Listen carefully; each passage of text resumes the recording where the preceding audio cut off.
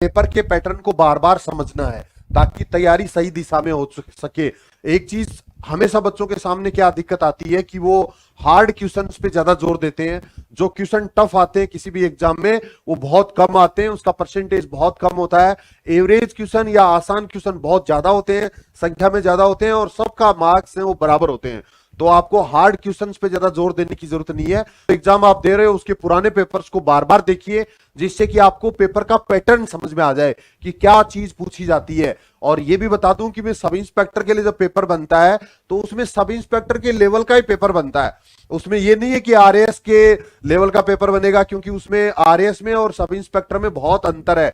Syllabus वही है दोनों का सेम, आरएएस प्री का और सब इंस्पेक्टर का एक ही सिलेबस है, बट उनके क्वेश्चंस का जो लेवल होगा वो दोनों का अलग अलग होगा। क्वेश्चन जब सेलेक्ट किए जाते हैं तो इस तरह के सेलेक्ट किए जाते हैं कि सिर्फ पढ़ने वाले बच्चे ही पास नहीं हो, सिर्फ रटने वाले बच्चे ही उसमें पास नहीं हो। क्वेश्चन इस तरह के होते हैं जो आईक्यू बेस्ड होते हैं, जो समझ से संबंधित होते हैं, जो हमारे इतने साल की जो 14-15 साल तक हमने जो पढ़ाई की है उस नॉलेज के होते हैं। अभी आरएस का जो फाइनल रिजल्ट आया है इसमें आधे से ज्यादा वो लोग सेलेक्ट हुए हैं फाइनल जो किसी गवर्नमेंट जॉब में ऑलरेडी थे।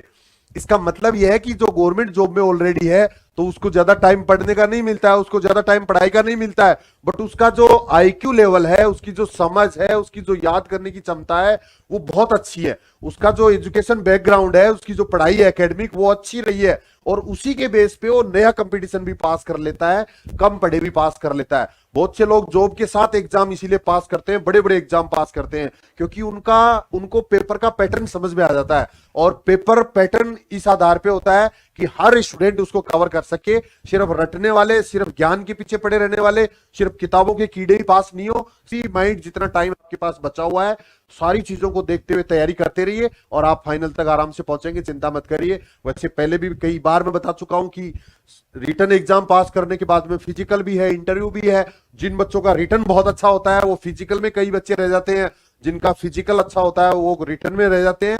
और इसके अलावा फिर इंटरव्यू हो रहा है लास्ट में, तो वहां जाके भी फिर से एक बार मेरिट बनती है, छटनी होती है। तो जो एवरेज स्टूडेंट है, जिसका माइंड स्ट्रांग है, जो अपने आप पे मजबूत रहता है, सोचने समझने की क्षमता अच्छी है, अच्छा बुरा समझ सकता है, वो आराम से फाइनल तक पहुंच सकता है।